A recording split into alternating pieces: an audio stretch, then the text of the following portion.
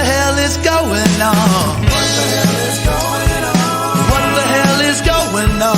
What the hell is going on? What the hell is going on?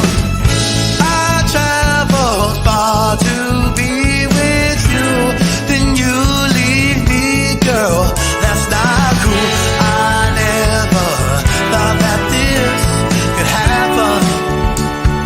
What the hell is going on? 'Cause I love you, I need you, and I see you moving on the dance floor.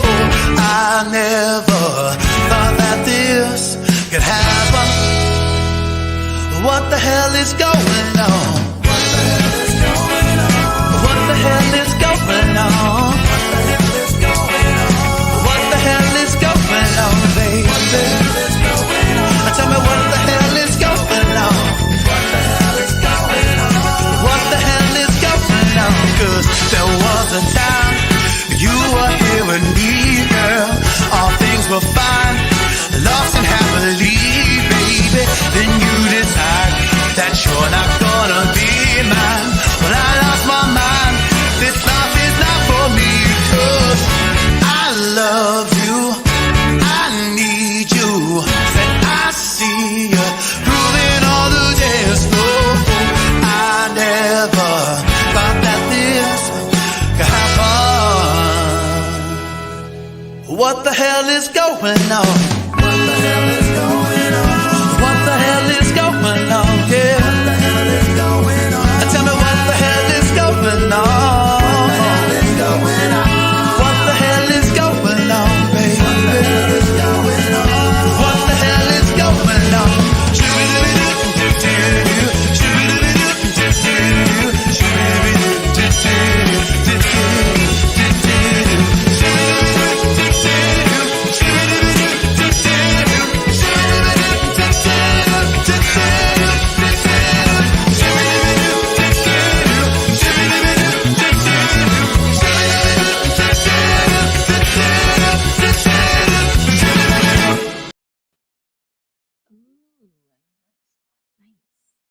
It's rolling. It's rolling. We're live. You're live now. Hey. Oh. There's a delay on that. Don't worry. Welcome to Call in America. I'm Dana. And I'm Shalise J. And this is a safe space for Breonna. So we're just gonna go into it. We're just gonna kick it live. Okay. So again, my name is Shalise J. I'm a native of Phoenix, Arizona. So third generation Phoenician. Southside made, Southside raised. I went to Xavier College Preparatory as well as Arizona State University. Throw up the pitchforks. I'm also an active and financial member of Zeta Phi Beta Sorority Incorporated. So in regards to this safe space, I just want to give a huge shout out to our producers, Kelvin. Amazing. Thank you so much again for just allowing us to, share our truth and speak it. Dana? I'm Dana. I'm originally from New York. I moved out to Phoenix about 10 years ago willingly. I'm an actor, classically trained from there, came out here to do some experimental theater. I'm a core company member of Southwest Shakespeare Company. I'm a marketing person, graphic designer in the daytime, and I'm super excited about this. Like, how often do we get a space for Black women to honor a Black woman? Right. That's real powerful. So, let's really just talk into it. So who is Breonna Taylor? She was an EMT. Right. She was an EMT, essential worker, like myself, out here in these COVID streets, as my dad likes to say it, and really just, trying to survive, right? Like the rest of us in 2020. There was this amazing special that was done on 2020. And, they really highlighted the fact that, from, her education of going to high school, graduating, and then, going to college, wanting to be a nurse and, studying in that field. And then, she's an EMT. I mean, that's like as real as you can get, right? Yeah, especially this year. Yeah. And then what was really dope about it is that, just like everybody else in 2020 saying like this is going to be our year. She was in an amazing relationship. She just bought like a new whip, like the most of us, trying to get on those, nice interest rates. And her life was tragically taken. So you want to speak about that? Oh, let's bring in our other guests. Yeah. I'll just say the one thing I'll say is I keep thinking about how, like, because she was such a good soul, she went to bed thinking she was going to get up and do it again. Right. And she didn't get that chance. No. So let's bring in our other guests today. Okay, so we got Shay. Yes, Shay DK. Yes. We got Miss Kimberly. Hello, hello. Thank you so much for joining us. I truly appreciate it. And I know that you all are super excited that, Kelvin's given us this space. So please, introduce yourself. Yes, so I am also a Phoenix native, born and raised here. My mom's from here as well. And I'm just super excited to be here. I'm a college student. I am a brother. I am a spiritual worker in so many senses of the word. And I think it's so amazing that we're able to come around what happened to Breonna Taylor and have that be an anchor for a conversation. I alluded to how this conversation surrounding Breonna Taylor is a difficult one to have, and it's one that's been put off not only for months and weeks, but I'm talking years and decades. And so I really want to get into those different intricacies and how they really tie into this specific incident. Yeah, most definitely. I love that. Thank you. Can I just say I love your top? Too? Thank you. Can I just say that I'm like loving just everything, like the background, the vibe, the mood. Thank you. I can't.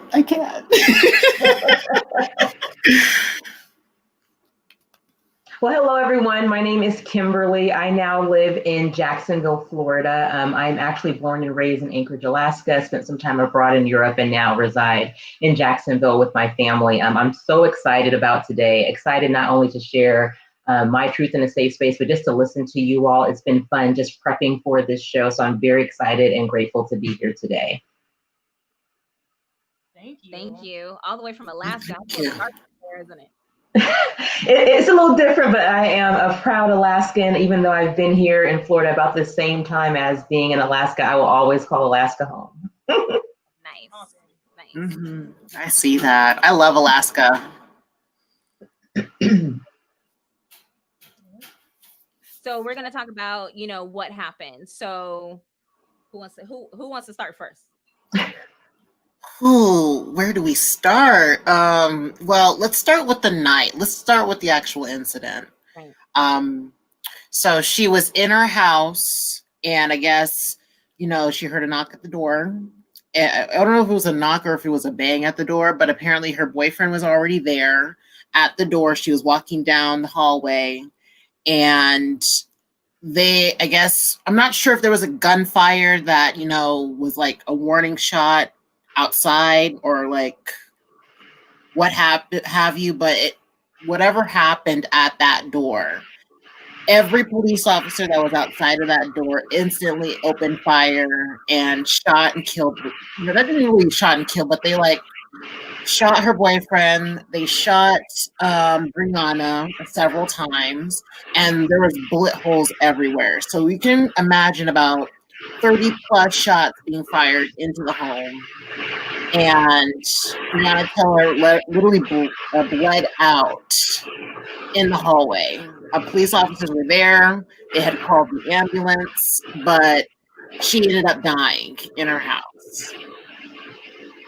And let's just take a look about that, right? So our home is supposed to be our safe space, right? So I was talking to my fiance, and he was like, when you think about it, think about when you're a kid and you're playing tag, and you're like, okay, this is base. This is my safe space. Nothing's supposed to happen to me. You go to work, right? After work, you go to what? Home. You go to the store. You go from the store to what? To put your groceries at home. This is supposed to be your safe space. And it hurts me for the fact that they have you got the wrong house, you got the wrong person, you got the wrong everything, right? And I'll take it for an example of, we just moved and our address is the same address as somebody else's address. The only thing that's different is west and east. And it's something that is so simple, but so crucial, to the point where somebody could kick down my door and kill myself or kill my husband, or, kill my daughter. And that is like that. That's that issue that I just have, is that she's in her safe space, like she's sleeping.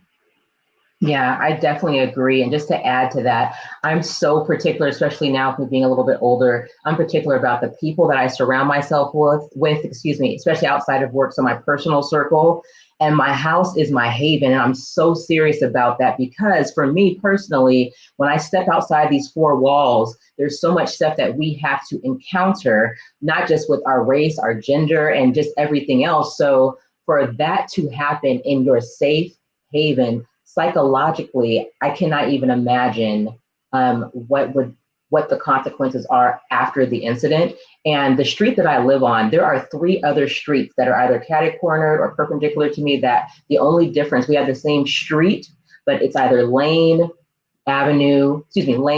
street, or court. So to know that that situation happened, and if you do a little bit of the research about how they even got the warrant, there's some information saying that it may not even been legitimate, and that it was for an ex-boyfriend that was just utilizing her address. There's so many errors that happened to lead to that night, and then for the tragedy of a death to take place from that is just mind-blowing to me.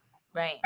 I would agree with that, and especially this year, where most of our time is spent at home. Mm-hmm. Like, I'm an actor, so the year before, I slept. That was the only thing I did at home. I would go to work, I would go to rehearsal, and it was back to back for like 9-10 months. And then all of a sudden the pandemic happened, and then that happened, and it was just like, that could have been any one of Right. us. That could have been, Yeah, that could have like, been you. That could have been me. That could have been, our mother, our sister. It's just, that it's supposed to be your safe space. And it's not always safe for us to begin with. Like, I live in a 7-unit complex, but I have new nosy neighbors across the way who are like, oh, she's outside brushing her dog. Yeah. Right. I don't feel like going back there. It's dark back there right now. Like, right. My dog needs to be brushed. Like, and they're like loud about it. And it's just like, why don't you leave it? Because I've been living here. Right. And so you have people who are nosy, who are worried about what we're doing because of our color. Mm-hmm. And then you don't know who's going to call who. People are pretty trigger happy, except for Black people, to call the cops. Right. You know what I mean? For anything. And I think, it just makes it harder. And cops in your home is no joke. Like, I did have an experience, abusive ex-husband, white. I called for an ambulance because he was drunk, taking some pills. Long story short, he didn't want to go into a 72-hour hold, so he called the cops after, while I was outside waiting for the ambulance. Wow. So they came to my house. I had not done anything. I was bleeding. They arrested me on site. And I stood there. I was like, whatever, it's not going to be a thing. Right. And then like 10, 15 minutes in, the officer I was with was like, oh, you're bleeding. We need to arrest him. And I was like, yeah, you did. And also I called for an ambulance. And she sat there and told me, this Asian woman, she was like, don't call us for anything. And she told me what to do in every situation that happens in my Black house. She was like, don't call us, but this is how you remedy these situations without the cops. And the fact that a cop is saying that, and then this woman got shot in her home, it's just like, what are they here for? What are they doing for us? Because our taxes pay for their service. It's like, you want me, because of COVID and because of everything else that's going on, you want me to stay in my house, and that's what I'm doing, but I can't be safe in my house, minding my own Black business. Yeah, and it's not like we're 100% safe on the street. Even little microaggressions, like, they eat at you throughout the day. Right. You get home, and it's just like, it's the one place you get just it's woosah. Yeah. Woosah. Just get ready to say woosah. I'm I've not like, and I've always wanted to, and I think I get it from, like my mom. It's, hey, let's sage, let's, cleanse, right? And I feel like I'm saging every day. My husband's like, cut it out. What are you doing? Like, this stuff smells. And I'm like, look, I'm trying to get all the negative energy out. Okay. I'm trying to make sure that our space is good. I mean, like from the crystals to everything. I just want to make sure that, the two people that I have, that we're good. So another thing that I really want to talk about is we want to do the list. Give everybody the list. The list. The whole list. The whole list. So we're just going to talk about just one thing, right? Yeah. One thing. Okay, so one awesome thing that, well, not even awesome. So the media. So let's talk about the media, and let's talk about how the media portrayed Breonna. But let's really dig deep, right? And let's talk about how the media portrays us as Black women. Okay. You want to go first this time? Sure. So I work by day in the advertising and branding space. And I see media probably from three folds, if you will. I see it from my professional side. I see it just from being a Black person, and then just being a consumer, a traditional consumer. And I think oftentimes media has to have ratings so that they can have sponsorship. So there's a business side to media. And so I share that because media has to, of course, give us information, but that information is going to be curtailed to their audience. For example, if you watch the same story on CNN, ABC, Fox, and MSNBC, it's the same story told four different ways. So you have to take it for a grain of salt as you will, and then kind of decipher through the various avenues and approaches that it's being projected to you. And so I just encourage people, yes, the media is good, but also the media can be bad. And the media is everywhere, not just on our TVs, our cell phones, it's everywhere. So you also have to remember to kind of turn it off. And this is coming from somebody who makes money from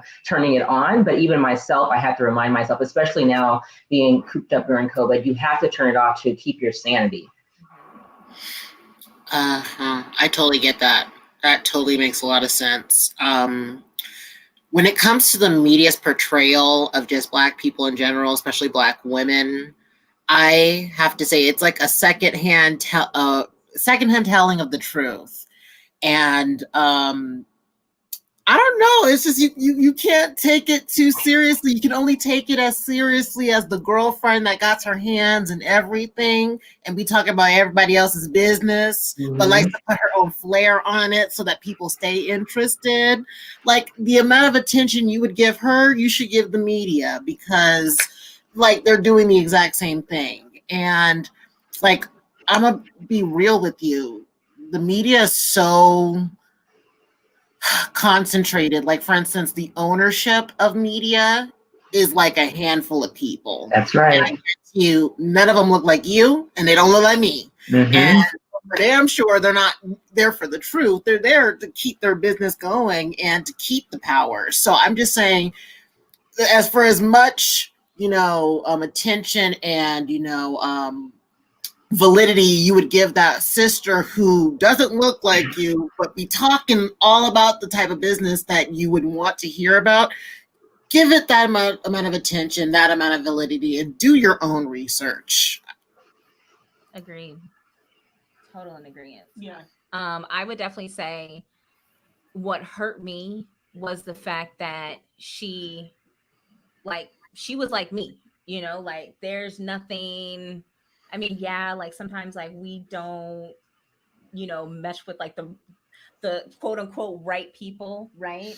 And it took them months to try and find something that could tarnish her name.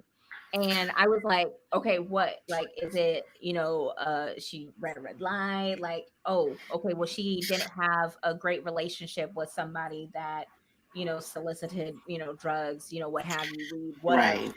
And I was just like, but who hasn't mixed with somebody, you know what I mean? Like, what? So you just have to find something to tarnish like her good name, what she's been out here trying to, I mean, she's an EMT, for crying out loud. She's trying to save people's lives, right?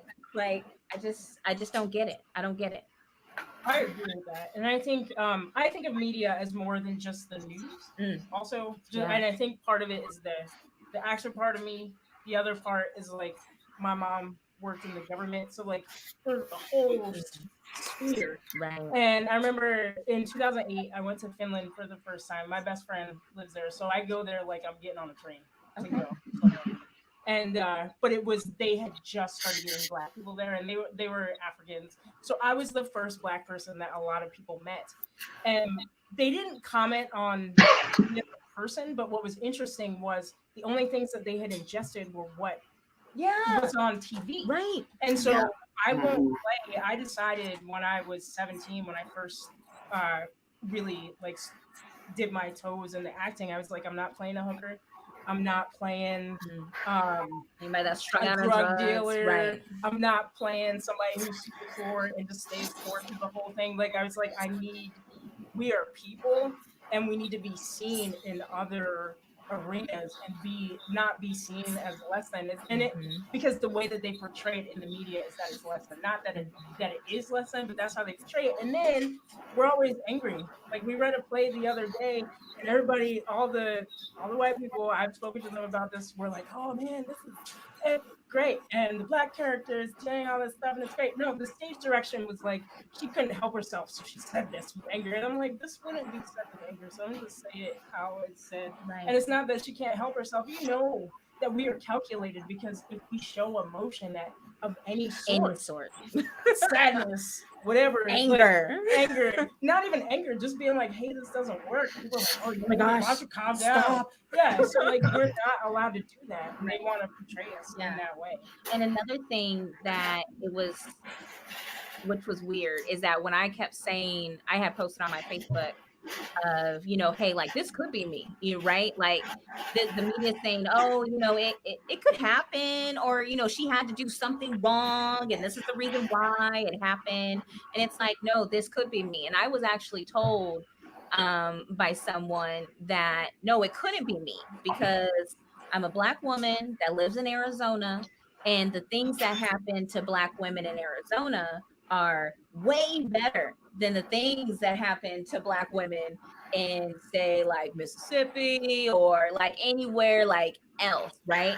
And I was like, nah, I don't know what type of slave mentality that is or that you have, but this could happen to any Black woman, anywhere, like no matter what. I mean, she was, again, an essential worker, an EMT. So this could happen to someone that is a banker, or someone that, hey, I, work at Fry's, or, I, do advertisement for, like a multi-million-dollar company. This could happen to any Black woman. And it's just of how, how media like just switches stuff, and it just affects our mental.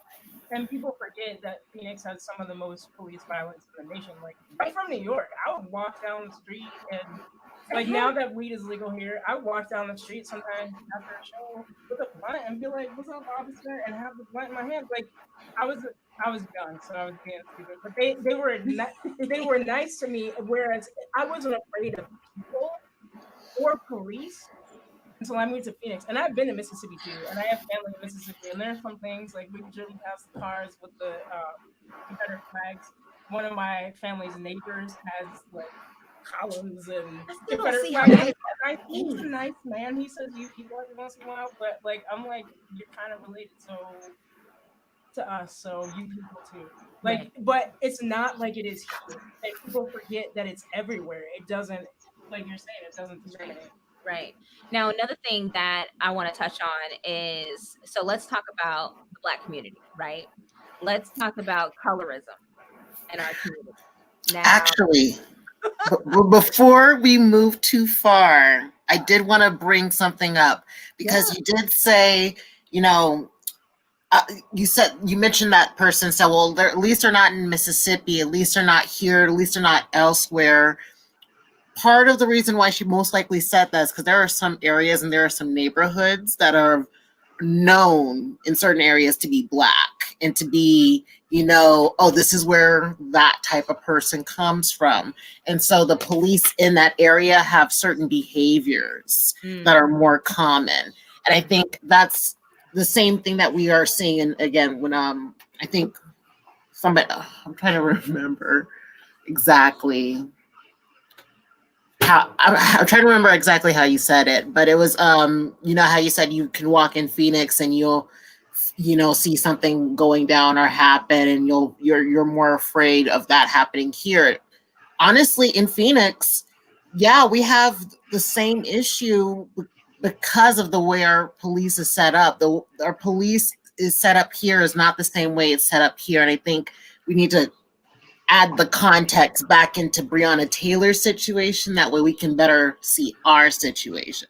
Right. But yeah, if you look at Breonna Taylor's situation, the situation that the police have there with the neighborhood there, the police did that often in that neighborhood. It was not uncommon for the police to have no-knock warrants and for them to, charge in guns blazing first and then ask questions and do the investigative stuff later. Right. Right. I like that. But yeah, go ahead. Colorism, talking about the Black community. No, go ahead. Oh, so again, you're as far as the guests. So what do you feel about colorism in the Black community? So I, even though I'm from Alaska, both of my parents are from Louisiana, and colorism, I'm very familiar with, both as a child and as an adult. I believe colorism still exists. I do think we are taking baby steps in the right direction of ensuring that there is an inclusiveness within the Black community, as far as if you look in certain ads, and I'm just referring to that because that's my professional space, there is intentional selection of ensuring that there is a wide realm of various tones, hues, shades, backgrounds, and all of that. However, I think we have a long way to go. I think because of the history of why there even is colorism, when you go back to slavery and how light-skinned people were treated one way and dark-skinned people were treated another way, there is a root and a foundation as to why it exists. So I think we need to first acknowledge that and know the history and background there before we can even truly heal and make true progress. That's why I said baby steps, because I really honestly do not believe we've made a lot of progress in the Black community when it comes to colorism. Absolutely. And especially when it comes to colorism, in my mind, I see it not only in the context of, what's happened in the 1960s with the civil rights movement and the sentiment that was held by Americans for so long in the difference between white people and Black people, but within the Black community, it's almost like this proximity to whiteness and this proximity to Blackness that determines your level of hatred or self-hatred.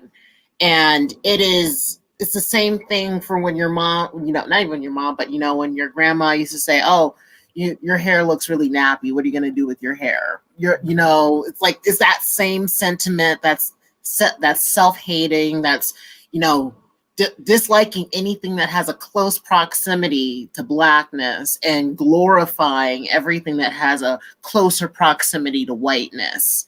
And just truly deconstructing that, understanding it, and finding it, where do we go from this, Agreed. Yeah.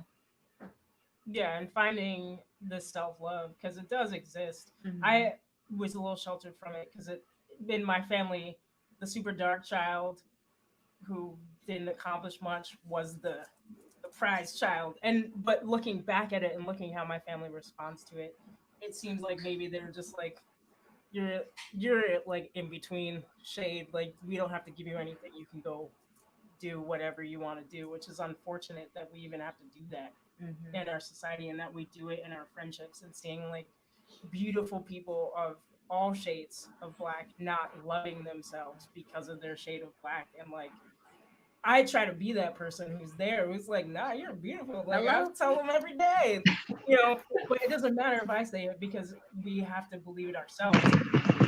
Media again is not giving us that opportunity. It's now they are like we're actually on screen. Right. We're up there now. Like Right. your little girl gets to see Yeah. herself, you know, on screen and stuff like that. Like we didn't really get to see No, ourselves. I didn't. And that was like the biggest thing for me. Like going from, I mean, I went to a predominantly white high school and being told, oh, Shalise, you're not black. Like, you're super, like, you're light. I mean, come on. It's how you talk. Come on. It's the music that you listen to. You don't act like, you don't black. act black. Like, no, girl, I'm black. I'm black. Okay. Let me okay. But it's like even with like I went to I was raised United Methodist, and my church was all black, but I mean all shades of beautiful black. And it's like even there, I mean, it was like, oh, Shalice, like come on, like you're not really from, South Phoenix. Like your family's really not from like it's like the darker like you were, it's like the more like what black girls like, no, like we're all black. Like what's going on? Like I'm so confused. So I have no idea. No, I totally feel that. I feel like, sometimes it gets to the point where you're like, okay, what does black mean? Like, it's almost kind of like when you go to the family cookout and you're younger, and then your cousins come up to you and be like, why you gotta talk white? And it's just like, right. And it's like, and that's another thing. Like, why do we have to refer it to talking white? Why can't it just be, no, I am black, I am beautiful, and I'm educated? Like, why can't it just be that? Why do we have to compare ourselves to another race? And it's not, race based or anything like that. It's just, no, I'm educated. I mean, at the end of the day, if something goes down and there's a race war, they're coming for all of us. They're not going to pick and choose like, oh, you light. So except for the people, like I do have a new friend whose father is black, and she's light. She's white. She's like, I'm white. I don't know what to do. I'm like, well, don't tell anybody that your dad's black, and they're gonna kill you. Because like, if she says that her dad is black and the race war starts, they're gonna kill her. Like, we're all black. It is, and we all need to come together around that and see the beauty. Right. And at the end of the day, like we're all family. Like that's just what it is. Like I may be lighter, you may be, chocolate. It's fine. Like we're still a community, and we still have to come together. So, and you're right, Kimberly, we do have a lot of work to do. A lot. So in regards to a lot of work, what do you feel about Black mental health?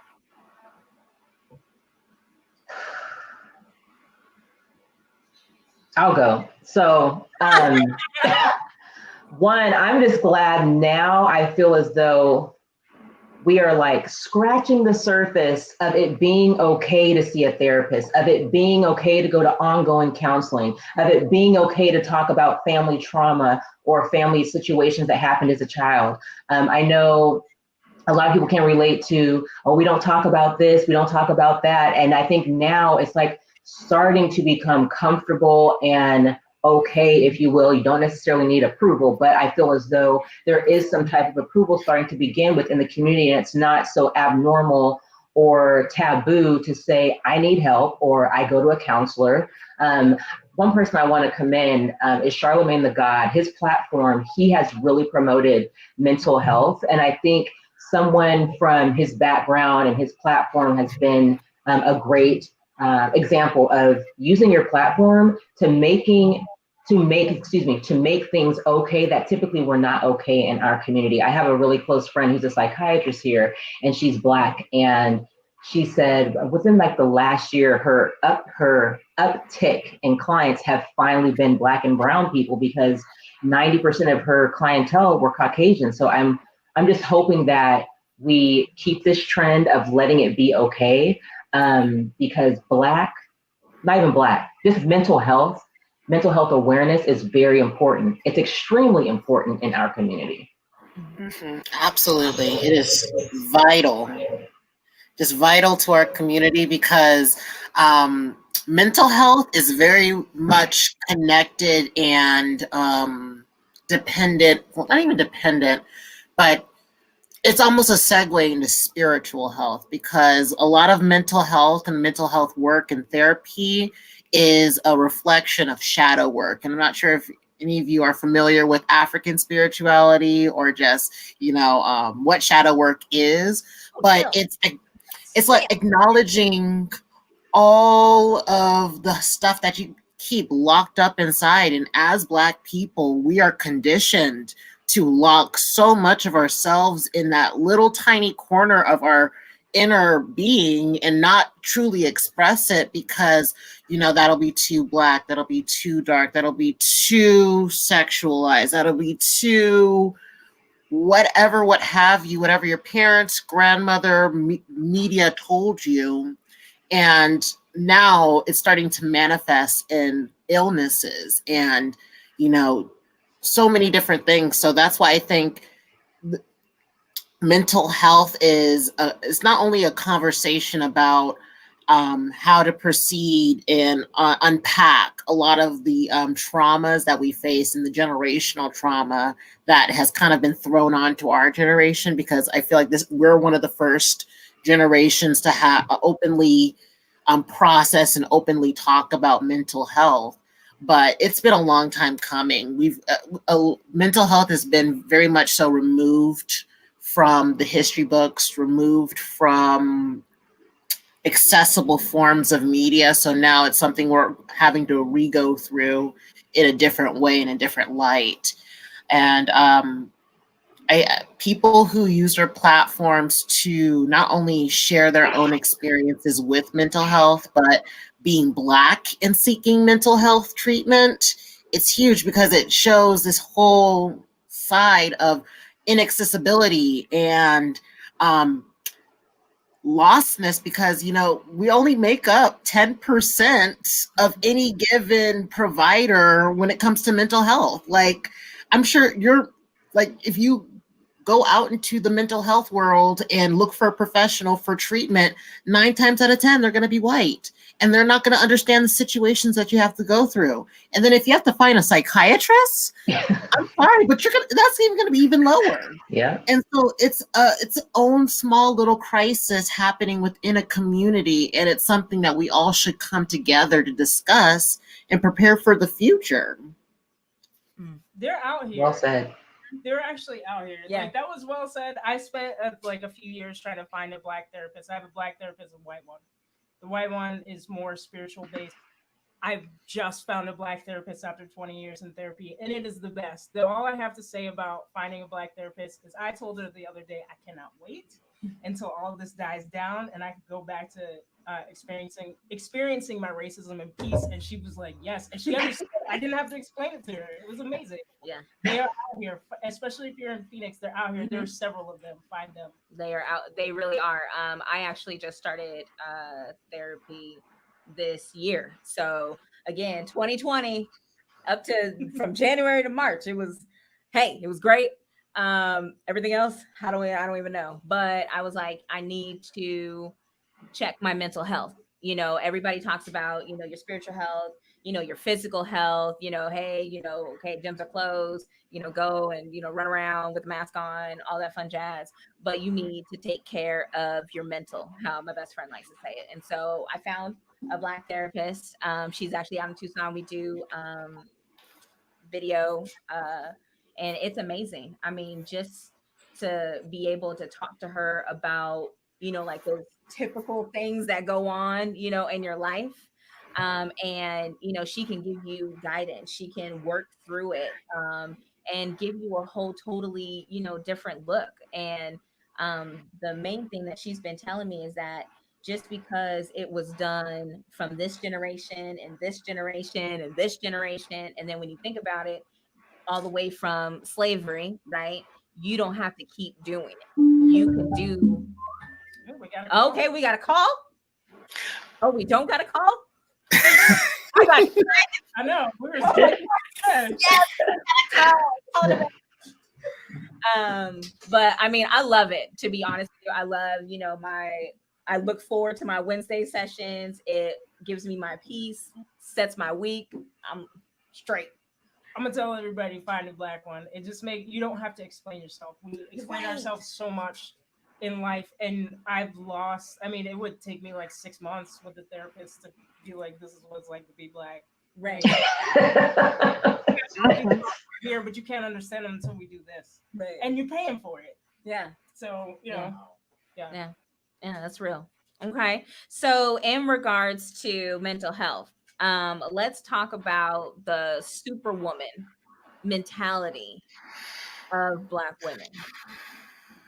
Oh, okay. I'm gonna take this one on first, just because I want to say that the superwoman mentality, which is great, it has kept us alive for so long. It has kept us thriving and here, but it is so unnatural for women to always have such huge expectations and huge burdens on themselves. It is something that truly, like, I don't want to say kills our women, but it's a lot. It's a lot.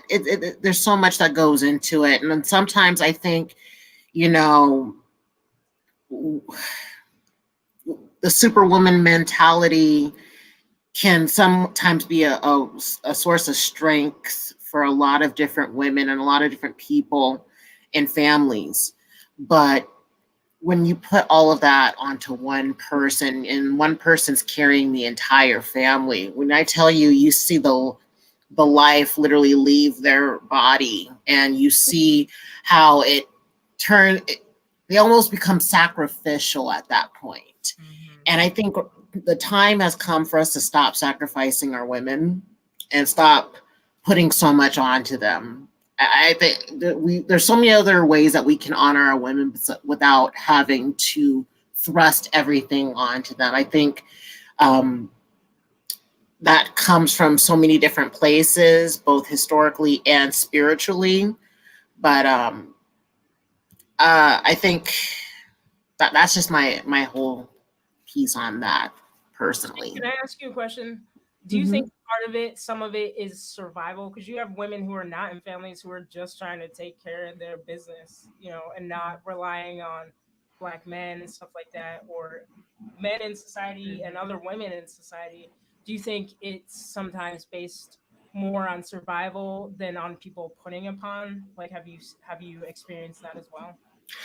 Well, yeah, it can be on like that whole survival piece, but when I look back at the expectations we have on men and how it greatly differs from the expectations we have on women, and it's not even us. It's placed on them from the moment that they are born. And it is almost like it's not fair. It's not fair on so many different levels. But I'm saying this as like from a perspective of health, and a perspective of that stress hormone that's activated and stays active, and then we teach people to live in these moments rather than live in moments of peace and tranquility and health. It's good to an extent. I think especially Black women have survived so long just because, the historical significance and the spiritual significance that comes with being a Black woman and, a child from Africa, and being the origins of all the human evolution. That's a huge thing that Black women are innately connected to. But within the context that we are in right now, especially COVID in America and everything that happens, not even to put all of that, but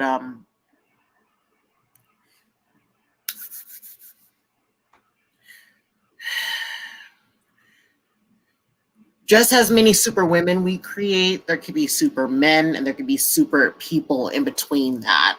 And so the expectations that we should put on people it shouldn't be gendered. It should be just a human experience to be super, and then not being super is okay. You know, I don't expect, you know, Black women to always be presenting, always be on point, always do this, because that's just not realistic. That's not human. Oh, we got a call. I like that.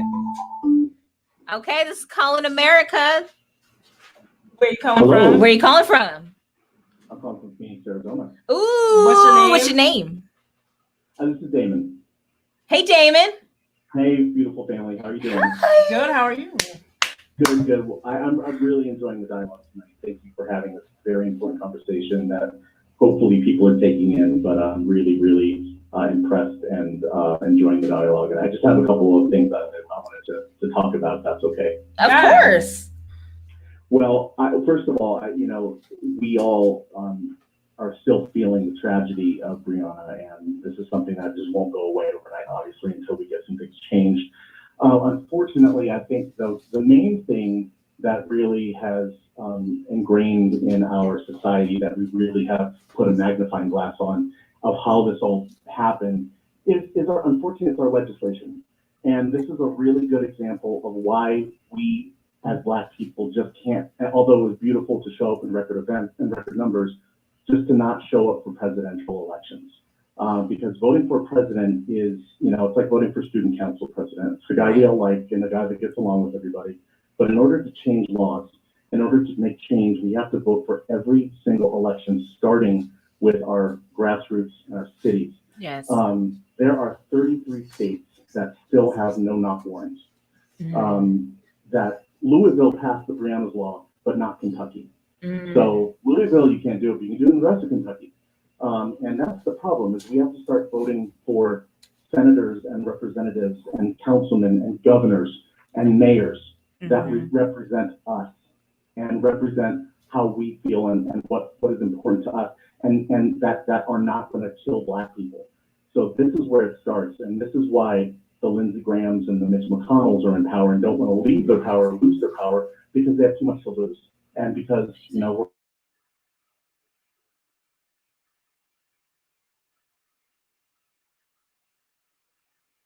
we have to be involved, and we have to make sure that things like this tragedy doesn't happen. It's happening too much, and we're getting you know, we're getting eliminated, and that can't happen. And what we need to do is vote, and vote for in every election. Yes. Yes. Thank you. Thank you so much. Thank you. Love you. All right. Love you. Have a good night. You too. Man, that was awesome. That was so That was dope. great. I was like, oh my God, I got caught.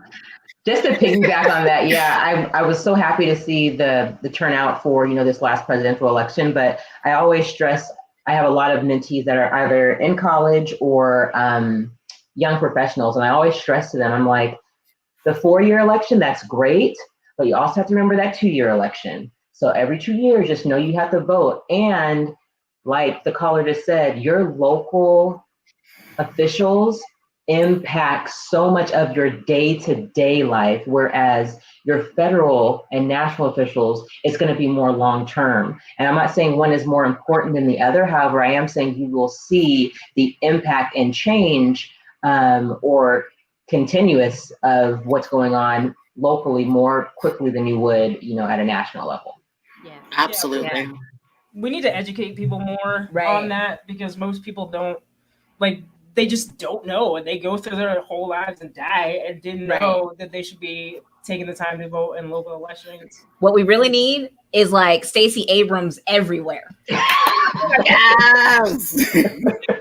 Thanks. Right? We need like Stacey Abrams Phoenix. We need Stacey Abrams Asheville. Like we need Stacey Abrams. I mean, it was just so powerful. Like when I was looking at like the numbers and stuff, and I felt like every single time like I left the house, like CNN was still on, but it was 91%. 91% Black women. Like what? Like that's a lot. Yeah. Stacey Abrams is huge. She honestly, I out of like the top 5 women in politics that I just absolutely love and adore, she is one of them. Yeah. And She is so eloquently spoken, so intelligent, and she will be that person that gets on stage, just tells a story that is not an intellectual story. It's a story that every Black person can just empathize and totally be in tune with. So she's a wonderful person. Absolutely, absolutely. And just remember, when you're voting for like your mayor or your governor, don't stop there. Go down the ballot. You have commissioners, you got your soil commissioner, you got commissioners in various regions. Just please go down the whole ballot. That's important. And you got the judicial review in the back of the ballot.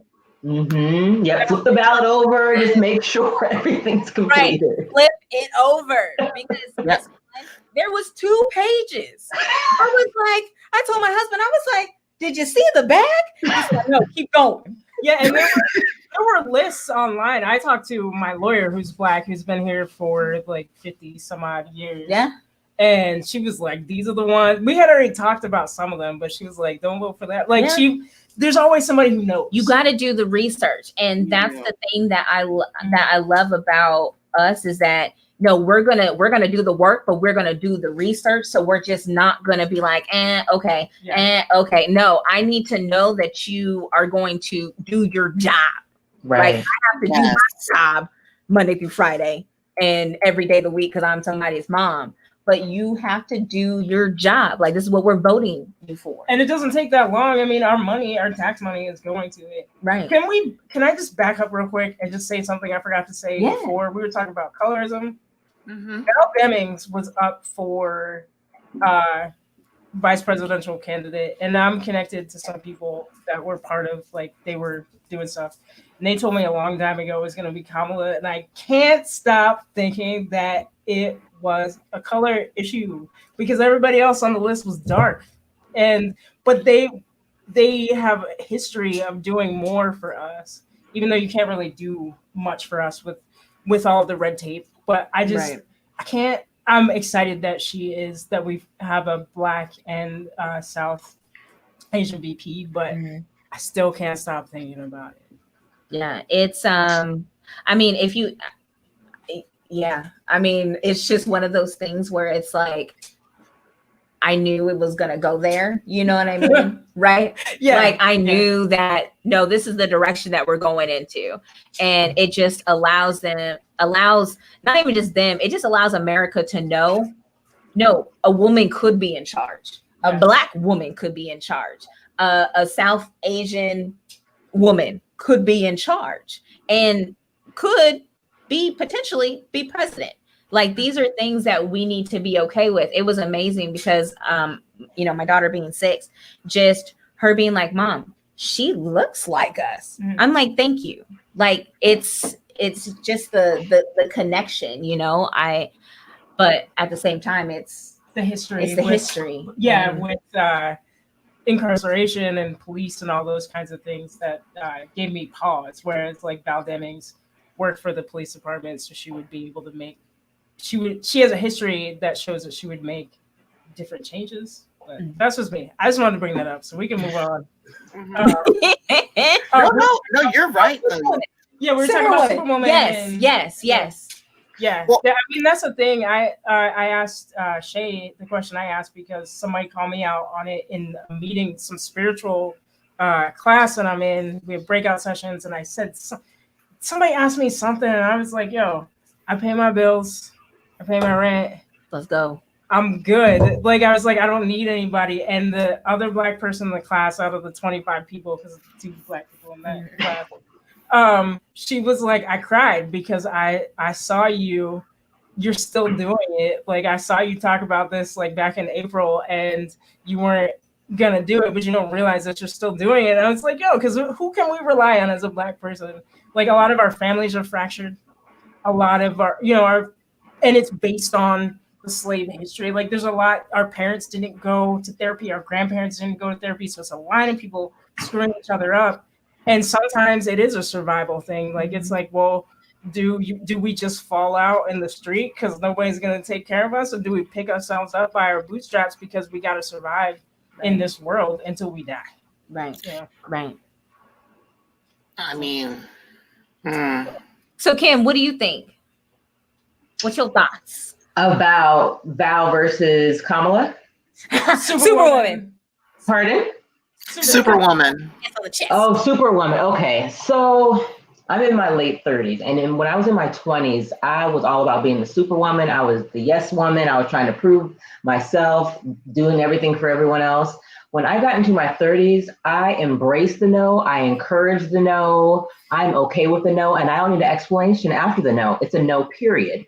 And I am very selfish about taking care of myself first. I have a young son, I have a husband, I give a lot there, I give a lot at work, but I first take care of me. So I start my day with meditation. I'm a big yogi, all that type of stuff. And I just want to encourage people, I promise you, if you pause and take care of yourself first, it will benefit not only you, but others around you, whether it's personally or professionally. I know in our culture, being this strong woman, I know there's a lot of single mothers out there and everything else, and we have to do what we have to do to survive. But in that survival, I promise, if you get your definition of peace, whatever that may be, your survival will be secured because you are mentally, spiritually, and just wholeheartedly a 360 person to do what you need to do to survive. Yes. I just want to say, when you said no period, I just no period, no explanation. I was like, yes. Nothing. That right there is amazing. And I'm gonna take a note off of Kim's book because I didn't start saying no until I got engaged. Because my fiance was like, you just be running and just doing stuff. He was like, hi, I'm here. I could do something. And I'm like, no, I got this. Like INDE. Like, I mean, I got this. And he's like, no, you don't have it, because if something happens to you, then these are the repercussions. So go sit down somewhere. Mm-hmm. And I was like, okay, all right. And I mean, saying no with a period at the end is all here for it. So I'm gonna take a page. With society making us spend so much time explaining ourselves and trying to explain why we're here, why we belong here, it's nice to be able to just be like, nope. And like, you always gotta be on 100. And it's like, well, what if I just want to be on like 85? Am I gonna be okay? Right. I mean, what if I want to be on 50, put my scarf on and watch a Netflix documentary and just leave me alone? I want to do that sometimes. You know, the right people will let you do that. Yes. And the more people start to explore that, they'll see that the right people will be Your there. circle. Like, girl, do that. You need some food? Because right now. Like Uber. Where what's it at? You just need a knock or a doorbell ring so you know it's there. Like, no, I just don't get it. But so this topic is like near and dear to my heart. So as we already know, with Breonna Taylor and her boyfriend, can I just say his loyalty to her was just, I mean, I cried because I was like, I really hope that he's not going to do what I hope he's not going to do, right? Like, I hope he's not going to take some type of deal or take some type of money. Like, he stayed true to her even through death. So as far as this topic, the loyalty of the Black man or Black men and Black women. Black man. Right, that situation. Right, was just, I mean, it was powerful. Like, it was. I still think about it just of how he still stands his ground of, no, I'm not, no, this is what happened. This is my truth. This is her truth. And I'm going to be loyal till the end. So what do you all think about that? I think that's commendable. I think we all wish to have somebody like that would fight for us that hard, because I know in the media and the news, they were so trying to use him as the reason for justifying Breonna Taylor's death and justifying why she didn't receive justice. So I think just in the ways that we navigate and show loyalty to ourselves, we should do that to other people, especially especially our Black women, we should do that for our sisters, our moms, and our partners specifically. But yeah. Tim? Echoing the same thing. I thought it was commendable. You could tell whenever you saw him, whether it was on the news or on social media, when he was speaking about Miss Taylor, it was from such an authentic place and genuine. You could feel and see his hurt, but at the same time, not only is he a ride or die, but he's like, you may be up in heaven or whatever you may believe in, but I got you down here. And I think that's really commendable. And it's my hope that everyone has that type of experience with their life partner. Well, I would say this. I talked to our producer here, Kelvin, and we talked about it, and he realized that I don't have support from Black men. I just don't. Like, the Black men in my family are garbage. They're not garbage. They're good people, but they're not in my life. So, Hey. And the Black men who were friends of mine who vowed to take care of me, they got sucked down the rabbit hole that my family went down. So, like, the people who take care of me are white women and white men, which is terrible and talking to other people after I talked to Kelvin about it, he was like, how do we make space? And I was like, you let us know that you're not gonna steamroll us and that and you listen to us and give us space to just be as we are. And I think that all comes back to to the therapy thing and people going to therapy and realizing it's okay for somebody to not be okay. If they're like screaming in the street and beating people and stuff, you probably shouldn't be there for that. You should probably take them somewhere. But if they're just having like a normal human moment, just to provide the space for the person to be. And I think like y'all all have these great relationships and you have these great Black men. I don't have that. I'm just a Black man for anything. Like I don't trust anybody really for anything. There are some people that have jumped in that have into my life and been like, yo, I don't care what you do, where you are, what's going on, what do you need. None of those people are Black. And every day it drives me crazy because I'm like, how are we supposed to build the trust if only some of us have it? There are other women like me out there. There are a lot more of us than there are of y'all, which is awesome to sit in this room in this space with you guys who have it, but you got to also represent the rest of us who are Black men and it doesn't matter, trans, gay, straight, whatever, that's just how we're treated, not well, Right. No, I just kind of wanted to answer, not necessarily answer that question, but, put it in a specific type of context, when we were brought over here off the boats and, we were stripped of our names and stripped of our language and given a new Bible with a white man on the cover to worship in exchange for our freedom, essentially,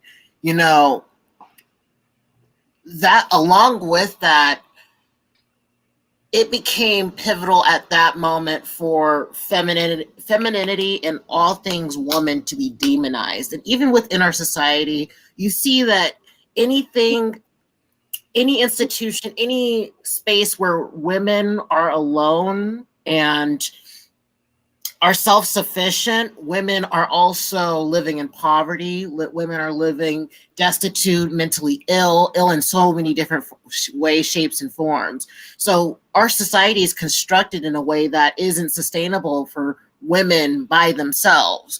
And that's for a reason. That's constructed for a very specific purpose. And I think the only way we can really pull out of this wholeheartedly, truthfully, is by reconnecting the community in a way that has never been done before. And that goes into like accepting our LGBT Black children, cousins, and family members, because those individuals have a particular connection to femininity and the root mother of all creation. I mean, historically in indigenous tribes, those people were your spiritual guides. Those were your spiritual healers. Those were your shamans. So only imagine how that would translate over into a community of Black people, of enslaved people, of a previously cursed people. I mean, that's where the divide in my sense, that in my mind, that's where the divide truly starts. You know, when we make it okay to otherize our brothers and sisters based on how they act, what gender they present as, and whether or not they fit into our constructs that have been created for us. We need to give back to not only our femininity and women just in general, but we need to make things right with them. We need to make our society right for women, and that on so many different levels. But yeah, that's kind of what I wanted to say in response to, you know, just how our Black men kind of aren't there to support women in certain spaces, is because our society isn't meant for that at all. It doesn't work with that. Yeah, it's definitely society. I'm gonna push back. That's the only one I'm gonna push back on, because my brother is gay, and he treats women like garbage. Like, he's the reason that I don't associate with anybody in my family. And it's not even that you would say he hates women. He hates Black women except for his mom. So like, that's almost like a societal, and he runs in a circle that's kind of like that. So like, it's also how society views Black women. Like, they just, like, a whole shift needs to happen. And it seems like, where do we do it? Do we do it in art? Media we have no control over, but do we do it in our artwork? Do we do it in putting our voices out there? There are so many different issues. There's the non-binary issue. Like, Native American culture talks about the shamans and the like how they changed basically the whole society. So there's so many things we don't accept, but it's interesting that there's such a simple thing as like a woman who is Black. Yeah, because what I really would love to see is like the loyalty that I know. And I mean, and just prime example, my grandparents, my grandfather, I mean, he loyal, like, period, you know, loyal family, but loyal to my grandmother to the utmost. Whatever she needed, he made sure, like, oh, this is what you want, make it pop, here you go. Like, I love that loyalty. I want us to get back to, you know, how people say like that old school type of love, you know what I mean? Like, I want that. I see that with my own parents. I see that with, you know, how my soon to be husband treats me, is, no, I'm loyal to you, period. Like, I love you. I will protect you. I, you know, care for you. Before you can even get to her, like, you got to get to me. Like, you need, like, it's security, like, easy. I mean, just like that. Like, I would love us as a community to, you know, have, you know, that type of love. Because I know somewhere, like, even maybe like in your, you know, in your family history, like maybe your grandparents had that. You know, my parents have that. Right. And my dad's like that was, and have mom. that being passed on, you know, is it would be amazing. So hot topic, Black Lives Matter, friend or foe? Friend. Kim, can you tell us why? Why? So I can't think of the gentleman's name, but he has now a book and then also multiple interviews about a conversation with a Black man, uncomfortable conversations with a Black man. And one of his recent tapings was with a lot of Caucasian police officers talking about Black Lives Matter. And I think the way that he spoke about it was so eloquent and informational that it provided clarity for what it truly means. And a lot of people try to say all lives matter. We never said all lives didn't matter. What we are saying is, when Black people came to this country, we came unwillingly, we worked for free as slaves. So from the root and foundation, our lives did not matter. White people cannot say that. And so if people would just stop and breathe and just understand history, I think they would truly understand the reason that we have Black Lives Matter, the reason why it should be supported, and the reason why when you say Black Lives Matter, you are not saying that other lives do not matter. You truly need to understand the meaning of it. So when you see people protesting peacefully, that is Black Lives Matter. When you see people just setting buildings on fire and everything else, that's not the purpose of what Black Lives Matter is. So don't try to compare the two or merge them into one. There is a purpose and a need for the true Black Lives Matters. And if you look at some of the tapings from, I believe it was when George Floyd was murdered, there were people that were coming to Black Lives Matter protests and were purposely putting buildings on fire so that the media could portray that that was actually someone from the Black Lives Matter movement, and it was not. So I think if people would pause and just know the foundation and the history of our country of Black people, they would understand why we have Black Lives Matter. Right. Agreed. I think in his comment also like agreed with that, saying that we need to explain to people that Black Lives Matter is a construct, not an organization. Right. Thanks, Damon. Right. Thank you. Appreciate you. And that's the thing, is that I feel like it's just been, well, before I go into how I feel, Shay. I know. Come.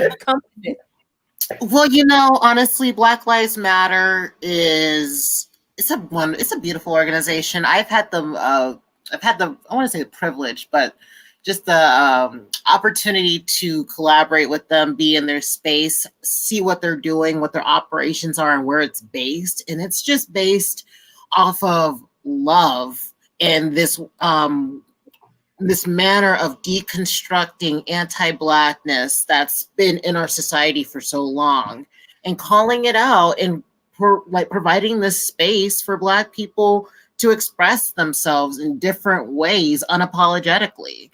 I think Black Lives Matter, just as when I first heard about it this year, and not even this year, but amongst everything going on, and as an organization and as a place, not even a place, but a construct to host certain events that highlight certain things that are needed in our community. I just take a page from Beyonce's song Black Parade, and I just go forth with that because that's what it is. It's a Black parade. Mm-hmm. It's a Black communion. It's a Black safe space. And I think that's what's needed. That's truly what's needed in America, just a Black safe space. Got another call. I love this. It's like the jangle. America.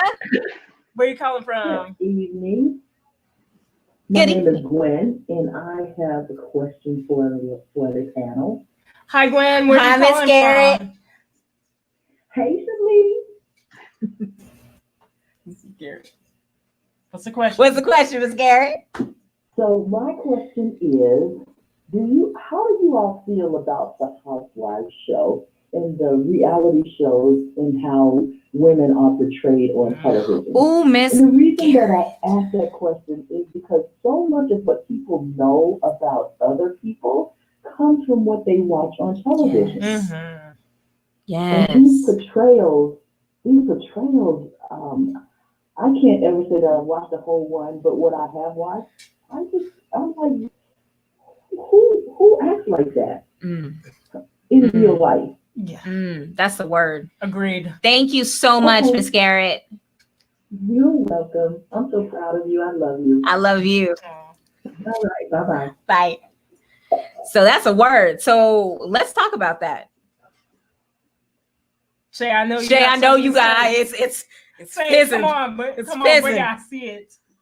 Oh my! I was over here just minding my Black-owned business, but when it comes to how women are portrayed, especially Black women are portrayed on these shows, I think it reinforces a lot of.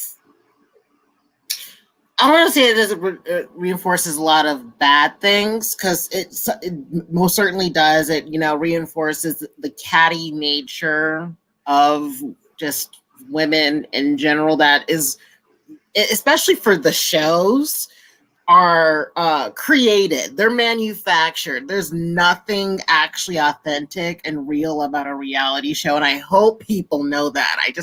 I pray that people get that. But it is I think it glorified that culture of tearing each other down to another level. It took that level, that culture, and just amplified it. And the next thing you know, you see this person tearing down that person, this person tearing down that person. I think even like shortly after like Housewives became a thing, it became a thing for female rappers to even start tearing each other down publicly. And I don't even see male rappers do it in the same way that female rappers do it. So, yeah, I don't like it. I don't watch any of those shows. And that's kind of like my 2 cents on that. I think in the way that people speak on those things make Yeah. a difference. I'm grown. I'm in my late 30s, and I walk off the stage with Southwest Shakes, and people say, "You speak so well." I'm like, "Damn, do you watch those shows?" Like, I kind of Right. want to. You almost want to start polling people because that's such a good question because people really do base like they're Yeah, it's the love and hip hop consuming and of the Hollywoods of all, like, I mean, okay, so don't look, speak my truth. I'm gonna be real. I've watched them. Okay, Oh, no. I've watched them. I've watched them all. It's whatever. My thing is that like I know, just like Shay was saying, I know that it's not real. I know that it is scripted. And excluding Cardi B because I love Cardi. Okay.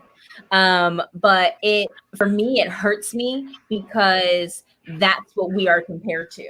And most people don't know Right. that it's 100%. And it's 100% scripted. Like, it's like, okay, you know what? You pop off, fight. Like, it sucks. And then again, you're out somewhere and you're like, wow, you speak just so different. And it's like, well, so well put. I just don't. I'm not here for them. Kim, what are your thoughts on this? So I'm going to share a situation that happened recently. I was at a country club and a Black friend came who was a guest. And the first comparison that one of the Caucasian women made about this woman, because she was, I guess, aesthetically pleasing to the eye, was like, "Oh my goodness, you look like you should be on the Real Housewives of Atlanta." And so I did not know this woman at the time very well as much as I do now. So I was very curious to see how this was going to go down. And she eloquently said, "I believe you are trying to give me a compliment. However, I would not be on that show." And no disregard to that show, but this woman was professionally acclaimed. And so to compare her to that, it just solidifies what we're saying here, is that for us to watch certain type of shows, we know it's scripted. And even though it says reality, we know it's not real. But honestly, people who do not look like us, that is how they perceive us. And so when we're in the street or we're at the office or wherever, and they say, "You speak so well," or "Oh my gosh, what do you do?" or this, that, third, and the other, it's like we're still trying to prove ourselves as Black women. And sometimes we feel that naturally we have to put on more to cover up for what they think all of us are like. So, Ms. Kim, I really want to know, speaking about Black Lives Matter, friend or foe. I know you said friend. So what is your reasoning behind friend? Me? Yes, ma'am. Oh, okay. I thought I gave a good explanation. Okay, I'm sorry. So the reason why I am a friend, because I understand the reasoning and the foundation and the need of it. I think a lot of people, particularly that do not look like us, they think they know the need and they think they know the meaning of it, meaning they associate it with something that is either violent or anti-insert word here. And we're not saying when we say Black Lives Matter, we're not saying other lives do not matter. However, Black, and you could also say Native Americans, are the true foundation of this country, where we came in, where our lives just did not matter. And really, if you want to talk about Native America, that's a whole different thing. They were already here. But for us, We were brought here unwillingly. We were brought here subservient. We were brought here as slaves. So our foundation in this country is that we don't matter. And so for Black lives to matter, it's because we're trying to change our narrative to show others that our lives do matter, not discrediting Lou lives or any other life. You did speak. She did. She did. Yeah, she did. All right, did. We're gonna figure this out. We're gonna figure this out. All right. So Shay, did you speak about this? About Black Lives Matter. Yeah, definitely. okay. Okay. Look, okay. But okay. Yeah, we thought you did. We thought we did. So it's fine. It's okay, we're live. It's okay, we're live. Yeah. It's okay. Mine is real quick. The most interesting thing I find is that so many, this is not all white women, y'all that know me and are like my close people, I'm not talking about you, but I've talked to you about this. White women especially all of a sudden jumped on the conspiracy train as soon as this happened. And I have been out here talking to people I know like, yo, so because this organization was started by Black women, all of a sudden you want to jump on the conspiracy theory train because you don't believe in us. And they're like, no, we care. I'm like, no, you don't care. You don't get to say that you're an ally and you care and you're listening to conspiracy theories saying that George Soros started it. No, Black women started it because you need it. Because every time something happens, and this is all women, all the men run around, the sky is falling. Oh my God, what are we going to do? And it's women, especially women of color, women of all colors, coming out like, damn, I don't even want to do this, but you know what? I'm gonna do it because nobody's gonna do anything. And then when it comes time for us to link up together and work together as women, there are people jumping on these conspiracy theory trains and they can't see past the fact that like maybe there's a little bit of hatred, just a little bit, and because it was passed down to them, not because it reflects on them, but there's a little bit of hatred in there that makes them believe that this is fake.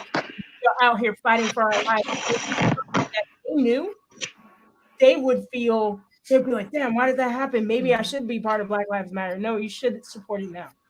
So my thing about, so obviously friend, hello, hi, Black. So how I like to put it is that my house is on fire. There are 10 other houses on my street. Your houses are not on fire. My house is on fire. Why does your house need to have water on it when my house is on fire? My life matters. My Black life matters. My child's Black life matters. My husband's Black life matters. Be careful. I love you. Because I need him to know that if this is the last time that I talk to him, he knows that I love him because his life is endangered. He is an endangered species. We are an endangered species. And I am sick and tired to my core of having to explain my feelings. And everybody, and I'm so predominant white high school. Everybody knows me. If something happened to me, and just imagine if something happened to your Shalice, right? Would you be sad? Would you come to my funeral? Would you, I don't want to say like tear the streets up, wreak havoc, but what would you do to let my daughter know that my life mattered? What would you do? And I'm tired of Black Lives Matter becoming political and then it turning into everything else. I have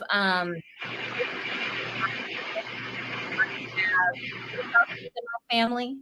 I love all my first responders in my family, but the issue, and again, those first responders are Black, okay?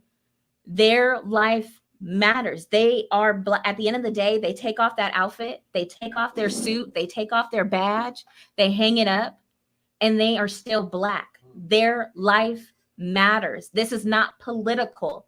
Our house is on fire. I am not taking anything away from you saying that your life doesn't matter. Black lives are on fire. It needs to be put out. That's on period. And I think you made a good point. We can't take it off. Like, Blue Lives Matter, I get, but it's not a light. They can take the, and same thing. Cops in my family. My grandfather, one of my grandfathers, one of the best people ever, was a cop. Yeah. But all of those people can take that uniform off and go out and hang out. But like when we walk outside, all of us in this right here, when we walk outside, we cannot take our skin off. Right. I don't think we want to, Right. So, And yes. I just wanted to say that speaks to the privilege of a lot of people who don't go through our experience. I mean, like, if you have the privilege of calling out, saying that Black Lives Matter is a George Soros conspiracy theory, just think of the privilege that comes along with it. You get to deny an entire narrative, or not even a narrative, an entire way of truth, an entire perspective that an entire group of people share for your political beliefs and your political ideology and your political whatever. And I mean, like, a lot of people don't understand that not everything has to be about politics, but they will force every little thing in their life to revolve around these politics. And I mean, at this point, I think it's being bred out of a place of not stupidity. That's not the right word. Ignorance. It's being bred out of this place of ignorance, because the same thing that they're arguing that's truly a conspiracy theory, they don't even know where it comes from. They talk like they know, but truly they don't. And those people who say that and would fight die hard for that conspiracy theory, honestly wouldn't be able to explain it to somebody if they were actually honestly questioned and put on that equal platform. So when they speak, they're speaking from a higher place of authority that they imbued themselves, because they're not going to ever come down to understand and look at that person at the same level and have empathy. No, they're going to speak from a higher place where they don't have to answer any questions. They don't have to quantify their argument. And they can turn a blind eye, act like that whole other perspective doesn't exist. Yes. Amen. Come through with the word shape. Yeah, that was deep. Human rights are not political. So last topic, where do we go from here as a community, and where do Black women go from here? Kim. Okay. I would say first, take care of yourself. I think that you cannot help heal or bring any positive vibe or aura if you're not if you are not first taking care of yourself. So take time for you, mental health, spirituality, whatever your judge is, that's a Kim word, just do it. And then from there, then go to your circle. So whether that's your girlfriends, your family, start there. And then just start going rim by rim, and just know that it's one day at a time. It's one step at a time. You don't have to write a whole book in one day. Just start with one page. And that one page is first going to be you. Then that second page could be your family. That third page can be your inner circle, and then so forth and so on. And I think if we just learn to breathe and pause as Black women, it will benefit us so much. So just take a moment to take care of you. And then by taking care of yourself, you will take care of others around you. Yes, I love that. Where we go here, we educate ourselves. Everyone can benefit from education, because education is the number one determinant of economic mobility. And economic mobility will determine where you can go, how you can provide for yourself, how you can provide for your family. And let's be honest, nobody wants to be on somebody else's payroll that doesn't acknowledge them or respect them. So educate yourself. 2, authenticity. Lean into your own authenticity, because it's everywhere you look now, you see so much manufactured, produced, fake stuff. And that fakeness is going to wrap around our necks and literally suffocate everybody here if we allow that to happen. So we need to allow ourselves to live in authenticity and walk in authenticity daily, because it's a practice. It's a lifestyle. It's not something you can turn on and off. It's literally a way of life. And finally, we need to rebuild our community, and we need to be able to plug into our community, because at the end of the day, your community is going to be that place that tells you that you have something to offer and that you were put here for a reason and placed here for a reason. So go out there and pursue what your purpose is. Having that community to come back to recharge in, to relax in, to find that tranquility and peace, just to even vibe with, is so pivotal and so key. So we need to start building that, not only for us and ourselves, but for our children, because they're going to be the ones running this when we're all, in the nursing homes, in the wheelchairs, and just looking to see ourselves out of this world. That's a word. That's a word. Yeah. I don't want you to go after all that. I know. You want me to go? Or you ready to You go? want to rock paper scissors for it, or like? Yeah. Okay, you can go. At least we're on the same page. Right? I think a lot of it is something we need to do in addition to self-care is accept help and in that meditating and exploring and doing self-care, realizing that don't cry. Realizing that we are just as worth it as anybody else, and that we're worth it even in our lowest moments. And I think our society doesn't give us space to do that. And when we should be able to be in that space without having to get to some of our lower moments where people come and just put a hand out and they're like, yo, I got you.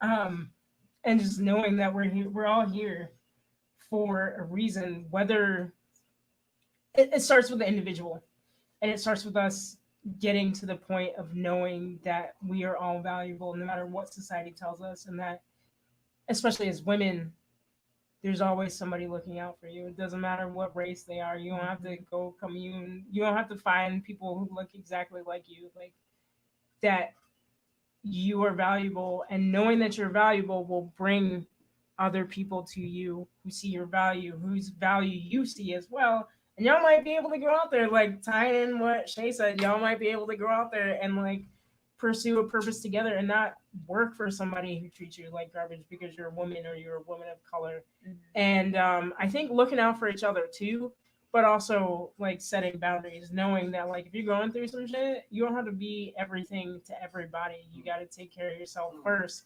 because you can only fill others' cups from a full cup. Mm-hmm. Sorry, I cried. I didn't mean. It's okay. That's real. Okay. We love and support you. Yes. Thank you. What I would say is, what was told to me is use your voice. There's power in your voice.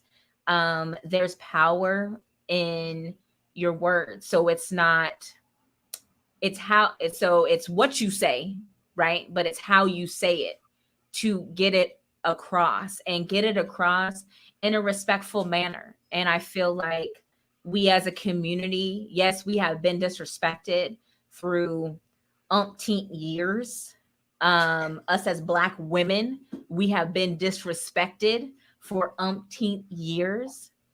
But it is using your voice and allowing you to be that bigger person. And like Michelle O says, when they go low, we go high. And because they want, and I hate to say they, but anyone that is not in agreement with moving forward, finding a solution, they want us to act a certain way, to be a certain way, to talk a certain way. And we have to be better. We have to do better. And, I'm in an amazing sisterhood community. She likes to say that we're not a group, even though that we're on Facebook.